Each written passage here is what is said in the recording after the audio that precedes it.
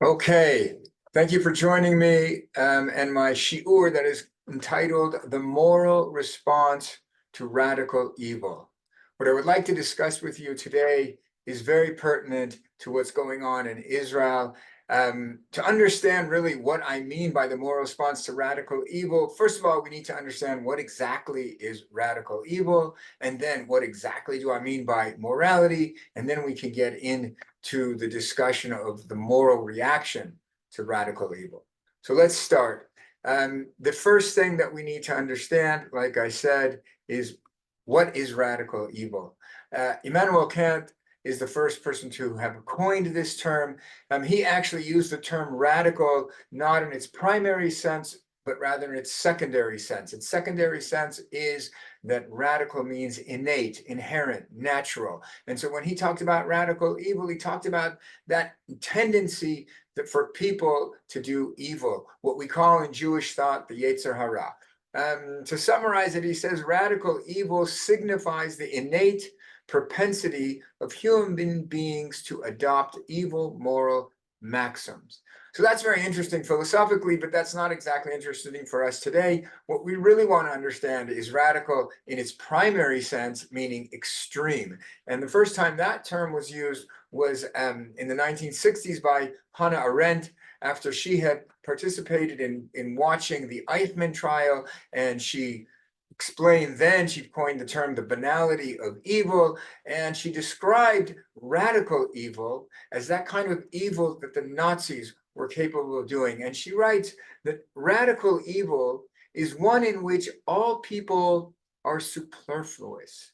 People are superfluous such that not only are the victims not accorded any human dignity, but the murderers are all the more dangerous because they do not care if they themselves are alive or dead. When somebody gets to that state where there's really no value to human life for anyone, they're capable of the most monstrous types of activities that were known to man, that were perpetrated by the Nazis. And if the Nazis were labeled as radical evil, then the enemies of Israel who perpetrated the atrocities of October 7th are all the more so in this category of denying complete human dignity, where human beings are superfluous. And in fact, I bring you just a couple of quotes of people who have said that what they perpetrated is worse than the Nazis. One of those quotes comes from the son of a Nazi war criminal himself, and after he came to Israel to weep with us, he said that what he sees here is worse than the Nazis. So that's what radical evil is. And that brings us to morality. So why do we want to talk about morality when our enemies are completely devoid of any morality? Well, the answer is because we are still moral people. We do not want to lose what we call our divine image, the Tselem Elohim. Even though our enemies have lost their Tselem Elohim, their divine image, they've even lost their human image. But nevertheless, we cannot go there. We need to somehow react as moral human beings. So the first question really is, what exactly is morality? Well, at the end of the day, we really all know what that is. Morality is that which defines good and evil. And basically, it's the task of morality to not only define good and evil, but to commend good and to condemn evil. All of that's very simple. It's brought to you in a Tehillim, in the Psalm that says, Sur me'ra v'aseh tov, avoid evil and do good.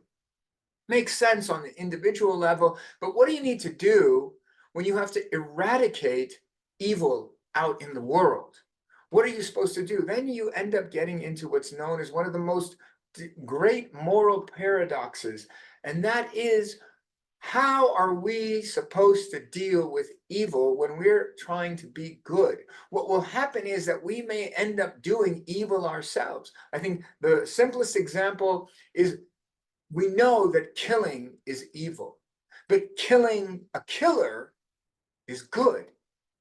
So how do we balance this? When do we say that evil, doing something evil, is good? Now, we've invented words and we say, okay, there's murder and there's killing, and murder's bad and killing is not. And those are ways that we semantically deal with this paradox, but the paradox exists. How are we to react to evil? How do we maintain our goodness when we are trying to eradicate evil? And that's a question, that's a paradox for the individual. That moral paradox of killing is magnified exponentially when it comes to war. So our question today is, how are we to fight a war morally? So this question actually has been dealt with throughout time. It's a field in ethical thinking. It's known as just war theory. There's a long history to just war theory. It starts really in ancient Greece with Plato and Aristotle and Cicero, all coming to try and explain ways to frame this brutal aspect of human life within the boundaries of morality. The picked up speed during the Christian era. Augustine talked about it. Aquinas, for those of you who aren't familiar, Aquinas is basically like the Rambam for the Christians. He was a great philosopher. He also spoke about the boundaries, the moral boundaries of going to war. He said that aggressive wars designed to coerce non-believers into Christianity is definitely not acceptable. The Crusades, as it were, he is saying, are not moral. He also came out with, among other things, the doctrine of double effect, which basically says that if you're going to do one action that you need to do, you need to kill some enemy, and other things are going to happen because of that. There's going to be another effect besides killing this one legitimate military target. There's going to be what we call collateral damage. So Aquinas says, as long as you don't intend to kill other people that are not involved, it's okay. That is known as the doctrine of double effect. It comes into play in the laws of war as proportionality. We'll discuss that at length in the following slides. And that brings us to the modern era. In 1625, Hugo Grotius wrote a book called The Law of War and Peace, which really started to put together the framework which later became the Geneva Conventions. Henry Dunant actually put the proposals down, which became the Geneva Conventions, and for his efforts, he won the very first Nobel Peace Prize. And that brings us to what that theory looks like today. So there are three categories of just war theory. The first one is jus ad bellum, justice in the declaration of war. You need to have a just cause to go to war. And so if you don't have a just cause to go to war, it doesn't even matter how moral you are on the battlefield. You have no legitimization. You have no moral right to be on that battlefield. So the very first thing that we need to address is, why are we going to war? Is this a legitimate reason to go to war? Those who go to war without a just cause, everything that they do is unjust. And then there's, at the end, jus post bellum, the justice to end the war, the justice of the actions of the parties following the war. There's many aspects of this. One that's very interesting is that you can't justly end a war if you haven't achieved those goals that you said were just in the jus ad bellum, in the declaration of war. So to take the modern example, if Israel has declared that they are going to uproot Hamas, they cannot stop this war justly until they have indeed achieved that just goal. But neither of these aspects really are the focus of our talk today. What we want to speak about is jus in bello, the justice in the conduct of the war. What are the kinds of actions that the army is permitted to morally take against the enemy? And within this aspect of just war theory, so there are three primary criteria. The first is necessity. You can only take actions that are part of the necessary of the necessary actions to achieve the goals that you defined.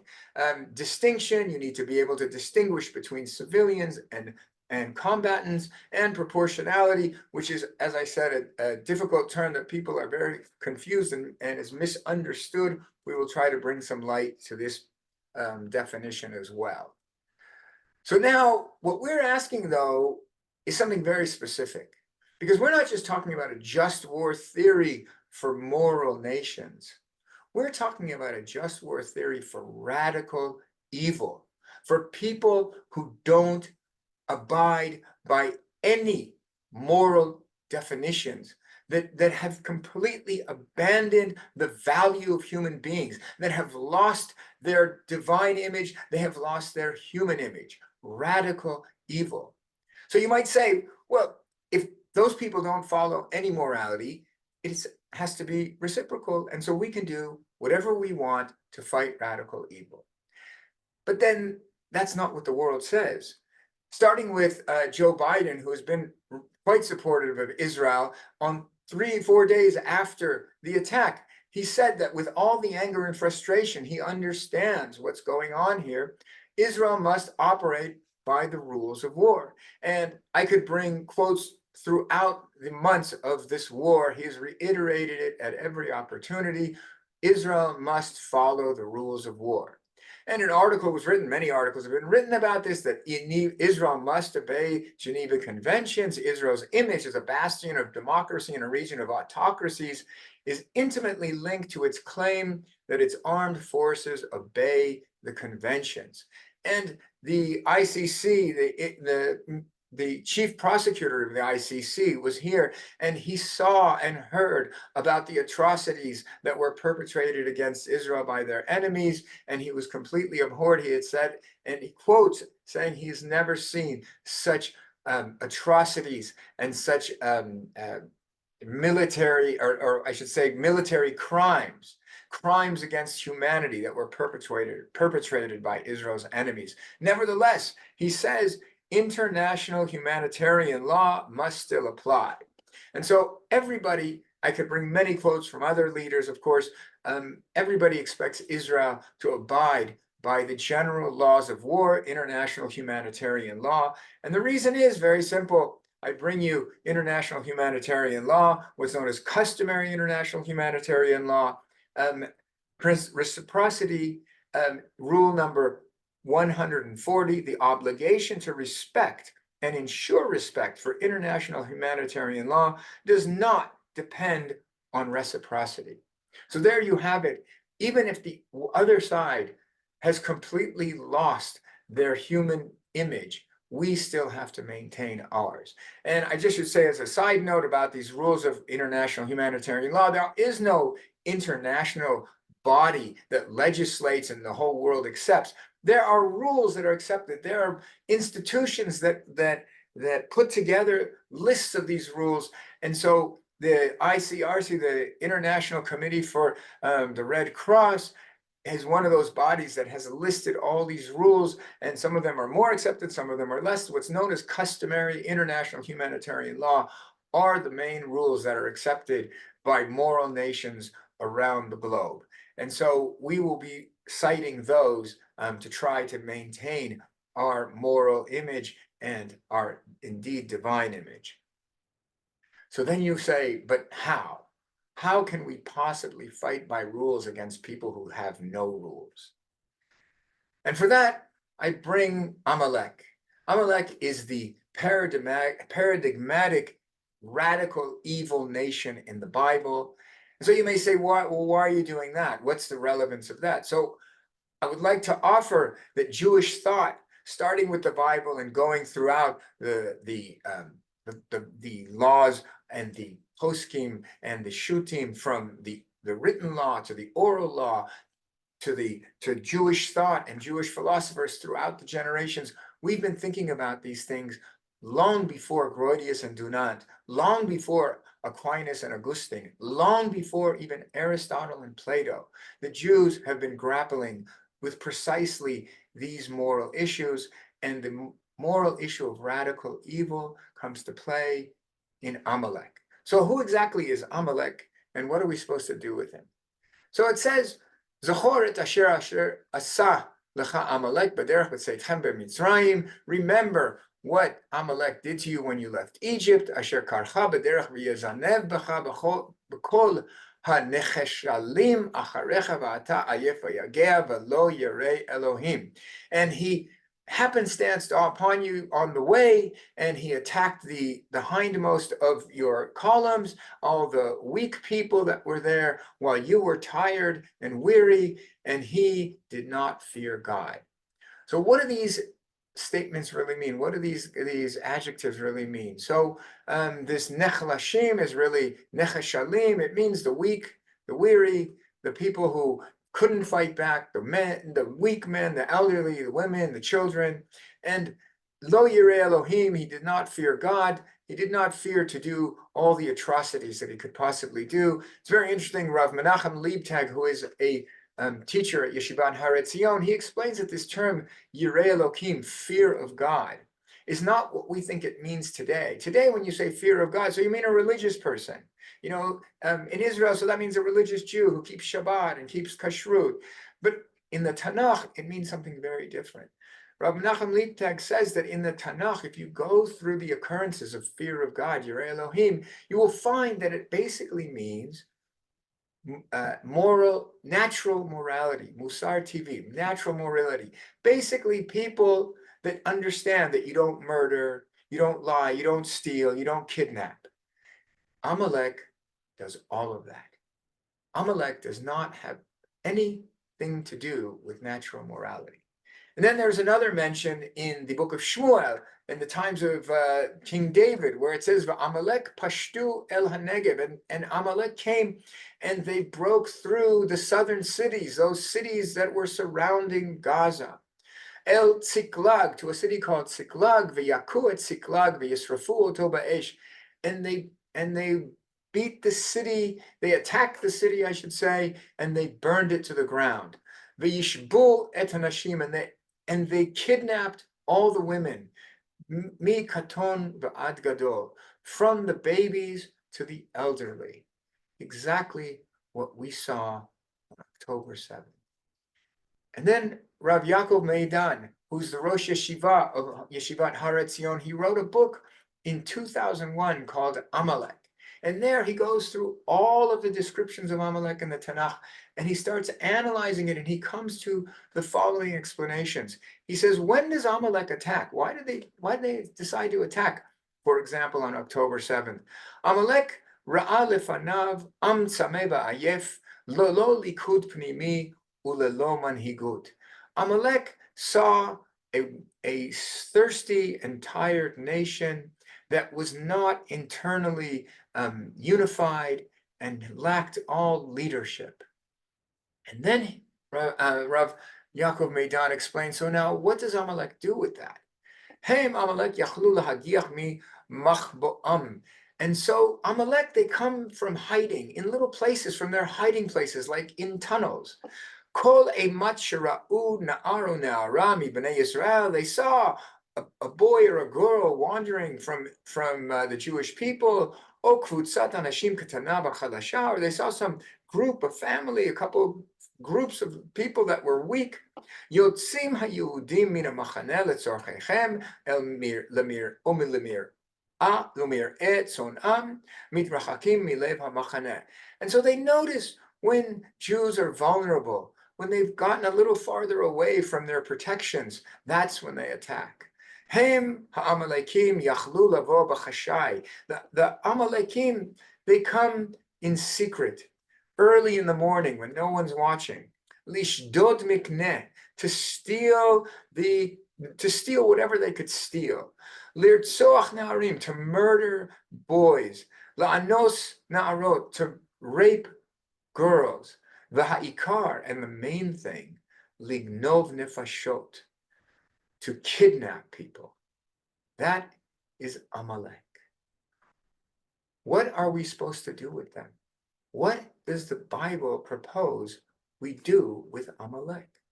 So that same section that we read in the book of Devarim, Deuteronomy, it ends here and says, Timcha et zecher Amalek mitachat hashamayim lo tishkach. You must erase the memory of Amalek from under the heavens. Do not forget this. And what does that exactly mean, erase? So it says, Rashi explains, Me'ish va'ad isha, from man to woman, me'olel va'ad yonek, from the little babies to those who are suckling, mishor va'ad seh, from the bull to the sheep. Everybody. Basically what we would say today, genocide. Wipe them off the face of the earth. Now, this has given no little bit of consternment to rabbis, commentators, ethicists, everybody tries to deal with this and asks the question, how can it be that this book of morality asks for something so terrible? So there's much ink has been spilled to answer this question. I'll bring you just two of those voices. So the first one is from Rav Avram Yitzhak Cohen Kook, the first chief rabbi of Israel, of modern Israel. Ve'inyanei hamilchamot efshar haya klal b'shah hashchenim hayu kulam ze'evei erev mamash. He says, regarding war, we don't want to go to war, but when you're surrounded by neighbors who are like devouring wolves, who don't leave a bone till the morning, as the verse that he's quoting says, Shirak Yisrael lo yilachem, and Israel is not going to fight back exactly the way they're being attacked. She'az hayu mikabsim v'chalim chaz v'shalom et she'iratam. And so they would, basically these neighbors would completely and utterly destroy the Jews. V'adarabba haya muchrach me'od la'apil pachad al and so just the opposite, we can't sit with our hands, sitting on our hands, but rather we must go out and fight them, and we must use brutal methods. He's talking about fighting reciprocally. If this nation came to destroy us, we must destroy it. Nevertheless, Rav Norman Lamb, the president of Yeshiva University, writes that this is really all to be taken in the context of the history. He says that compassion of this sort, if we were to apply compassionate rules of law, of war, that would be the compassion of fools in the context of that period of history. In ancient times, tribes like Amalek warred to the end. It was a fight to the finish. And so we too had to fight to the finish, otherwise we would be finished. And so basically what they're saying is that the context of the fight of Amalek is of ancient context, and so it is no longer applicable. And if that wasn't enough, so anyway, the Mishnah in Masechet Yadayim says, Allah Sancheriv Melech Ashur ubilbel et kol ha'umot. The king of Assyria came through the world and basically scattered all the people, such that there is no ancient people identifiable today. There is no Assyria. There are no Assyrians. There are no Amalekites. There are no Canaanites. There are no Philistines. All of these peoples have been mixed up and scattered through the world, and they're completely unidentifiable. And so this rule is completely irrelevant and inapplicable. But then we get to another mention of Amalek in the Bible. So we just read the mention in the book of Deuteronomy, but in the book of Exodus, we read of another mention where it says, Vayomer Moshe ki yad al kesya milchama la'Hashem be'Amalek midor dor. And so God's hand is on his throne, as it were, and he swears that he will have war with Amalek from generation to generation. And Rashi explains what this generation to generation means. It means forever. So now we just said that, wait, this war against Amalek is over because there is no Amalek. And all of a sudden now we read, no, this war is eternal. For all of history, there is a war against Amalek. So what are we supposed to do with these two mentions? So that brings us to Rav Soloveitchik, who writes explicitly to try to reconcile these two mentions. And I colored them in green and purple so that you can see which mentions are to which. So he says the first mention is the first obligation to blot out the memory of Amalek. This obligation devolves on every person with reference to an individual Amalekite. If somebody saw an Amalekite, he would be obligated by these verses to kill him. And he goes on and says, the obligation to wipe out individual Amalekites, as set forth in Deuteronomy, applies only to genealogical descendants of Amalek.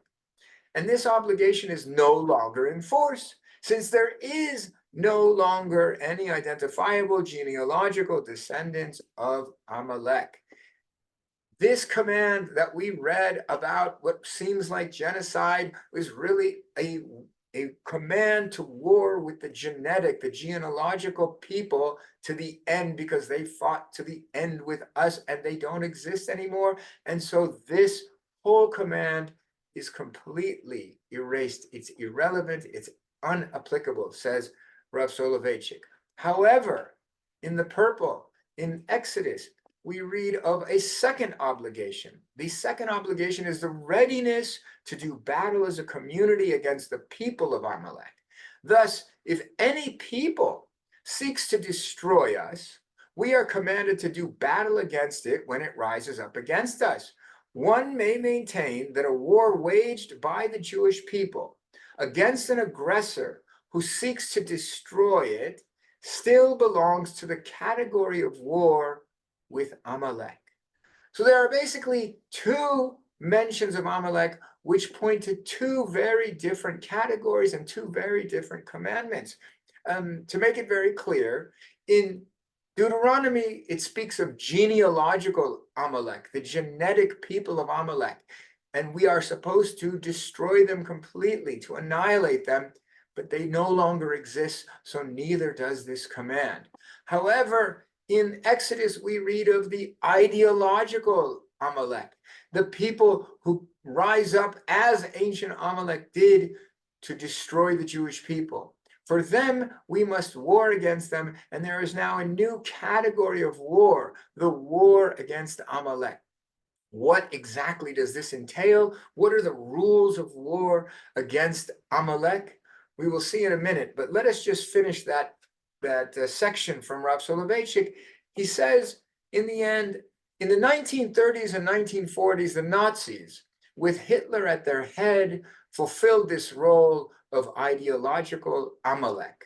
Today, circa 1956, when he published this, the mobs of Nasser and the Mufti fulfill the role of ideological Amalek. Today, in 2003, there can be no doubt who fulfills the role of ideological Amalek. And so again, we return to that question, how are we to fight Amalek? What does that category of war entail? And so for that, I return to the internationally accepted just war theory, jus in bello, justifying conduct during war, which has, as I said, three primary criteria: necessity, distinction, and proportionality. Let's see exactly what international humanitarian law says about distinction. So it says very clearly, the parties to the conflict must at all times distinguish between civilians and combatants. So that seems pretty simple, except for the fact that who exactly is a civilian? So all of this is really open to interpretation. The great and popular professor of law, Alan Dershowitz, has written many years ago already that this word civilian has lost its meaning today. He says the word civilian carried great significance when uniformed armies fought other uniformed armies on the battlefields far from civilian population centers. But today that's meaningless. Today the same word equates the truly innocent with guilty accessories to terrorism.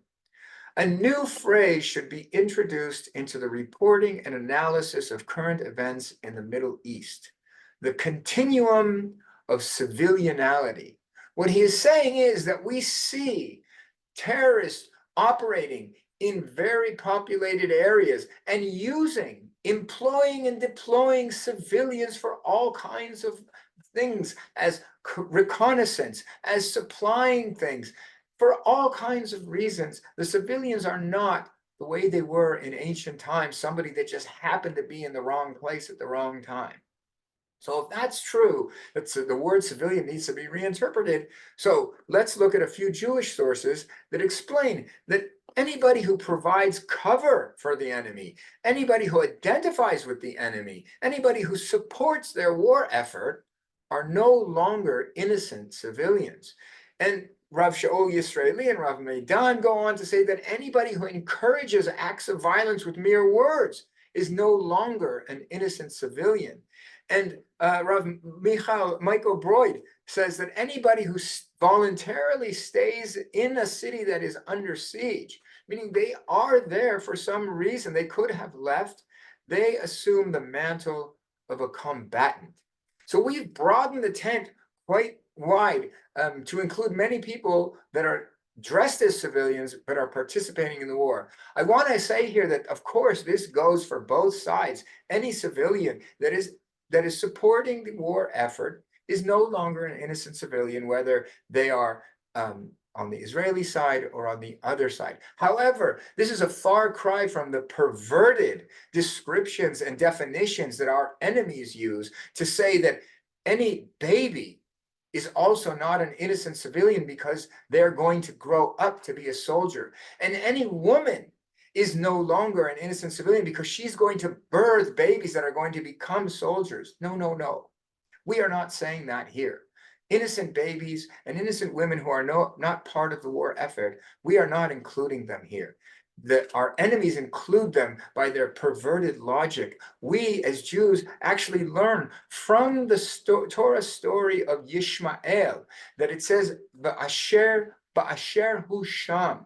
The baby was crying, and even though tradition says that Yishmael will grow up to be a para adam, he may grow up to be a terrorist, we judge him as the innocent baby that he is when he is that innocent baby. Anyway, that brings us to the next rule in the customary international humanitarian law, but that is reprisals. Even though we just said that you have to distinguish between innocent civilians, and there are innocent babies that can in no way be implicated in the war effort, nevertheless, there is another rule that allows for indiscriminate bombing. And I'll read it for you now. A belligerent reprisal consists of an action that would otherwise be unlawful, but in the exceptional cases, for example, radical evil, it is considered lawful under international law when used as an enforcement measure in reaction to unlawful acts, like when terrorists break through borders and obliterate all the peace agreements that they had and come to war unjustly. All of that is justified in the reprisals. Reprisals are an exception to the general rule that an innocent person ought not to suffer. Interesting, that's exactly what Rav Yaakov Meidan explains is the category of war against Amalek. He says this verse, Timche et zecher Amalek, you should erase Amalek, the memory of Amalek. Lo tichaye kol neshama, do not let any soul continue to live. He says, she'en hechrech she'akavana hi lirdof kol echad ba'ofen prati. He says, that does not mean we should target innocent civilians. That does not mean we chase down every little innocent baby. No. Ela tzav lamilchama mehira lelo psharot ad hanitzachon. It means we are going to go to war, and we want a quick war without any compromises. That's what the war against Amalek is. It's not about genocide. It's not about avoiding the rules of war. It's about fighting an enemy that has lost its human face, that has obliterated every piece of human dignity and morality. And he goes on and says, this is milchama totalit. It's a complete and utter war. He says, in our generation, there have been many wars that have been fought exactly like this. Kach hitna'alu lamashal hafkazat arei ta'alat Suez b'milchemet hatasha, and so was the war that Israel fought in the Suez Canal. Lo hayta bahem kol havchana ben chayalei oyev leben oleh v'yonek. There was no distinguishing between soldiers and innocent babies. And he says, and so too did the United States fight their wars, for example, in Vietnam, for example, in Iraq. He says, Lo na'asa miratzon lifgo lechatchila b'nashim v'yeladim. There was no targeting of women and children. Ela me'ahavana shekol derech acheret tovil lekishalon ulehachmatzat matarot hamilchama. Rather, without bombing all out, whether it was in Iraq or Vietnam or the Suez Canal, without doing that, the war would not have been won. And so again, no one is saying that innocent people should be targeted. But there are times, there are certain wars against radical evil that the customary international humanitarian law allows for it. And he says that this is exactly what fighting Amalek is all about. Now, I have to say, of course, that, the exception of Rule 145 is not accepted so much, and certainly will not be accepted by the world if Israel were to apply that. And so I'm not actually proposing that we apply this rule, though I say that it's definitely morally viable to apply it. Nevertheless, we can still fight radical evil, even if we do not rely on Rule 145. And that brings us to proportionality. So as I said, proportionality is probably the most misunderstood rule on the book. People, when they think of proportionality, so they say, look, they used guns against you, you can use guns against them. They killed 20 people, you can kill 20 people. That's proportional. No, that has nothing to do with proportionality. Let us read the rule of proportionality from the customary international humanitarian law. Launching an attack which may be expected to cause incidental loss of civilian life. Remember Aquinas, right? You're going to do an attack, a legitimate attack against legitimate military targets. Nevertheless, there will be incidental loss of civilian life, of truly innocent people. Injury to civilians, damage to civilian objects, or a combination thereof, which would be excessive if this would be excessive in relation to the concrete direct military advantage anticipated, it is prohibited. So again, what this is saying, when is such an action prohibited? When the loss of civil life or damage to civilian infrastructure would be excessive. Excessive to what? Excessive in relation to the legitimate military advantage, the legitimate military target. Otherwise, if it's not excessive, then it is not prohibited. Let us take an example. Israel wants to take out Sinwar. Let's say that Israel knows the building that Sinwar is in. It knows the city that that building is in. It would be excessive for Israel to bomb the entire city to kill Sinwar in that building. It would not be excessive to drop a bomb on that building and incidentally kill all of the people who happen to be in the building that were completely innocent, not related babies.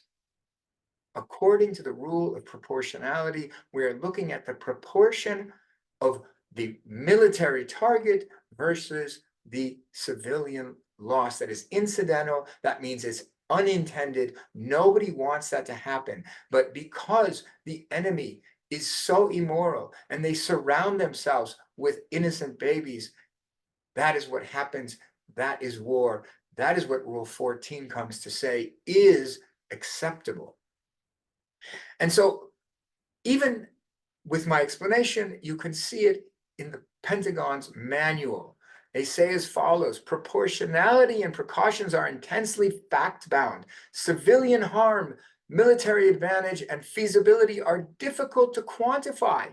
All of this is given to interpretation.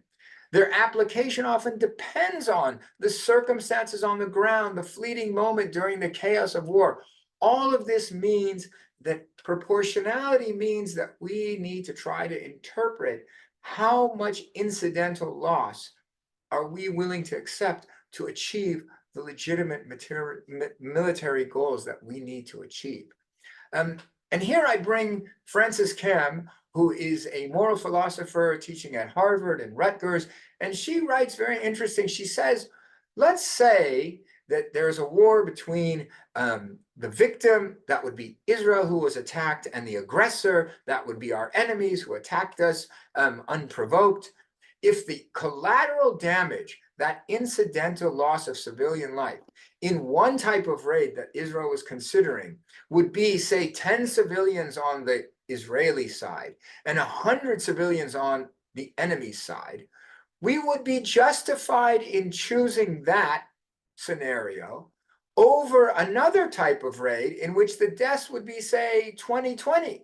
So she's saying you could morally choose to kill 5 times the number of innocent civilians on the enemy side and only lose 10 on your side.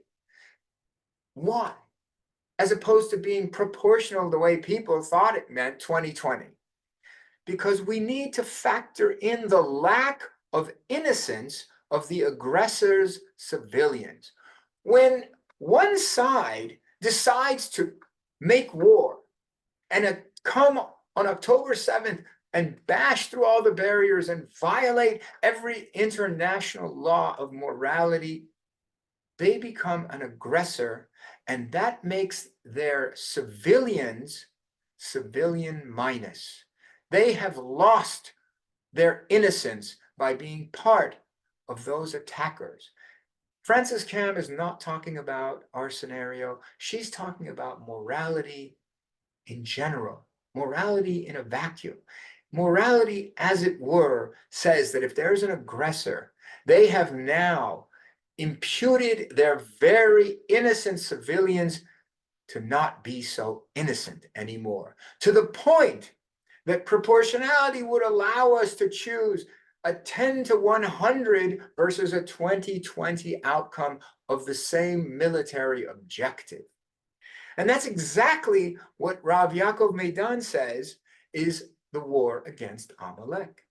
Im yesh ashma be'am hamutkaf ata. If there is some kind of guilt on the people who are now being attacked, meaning Israel is now staging a counterattack against those aggressors, if there's some kind of guilt that they attacked unprovoked and broke all the rules, he mitaheret et ma'aseh hahereg hanasim gam michafim mipesha. This cleans any kind of guilt from the people who are now defending themselves and attacking those aggressors, and such that any guilt of them killing literally innocent civilians.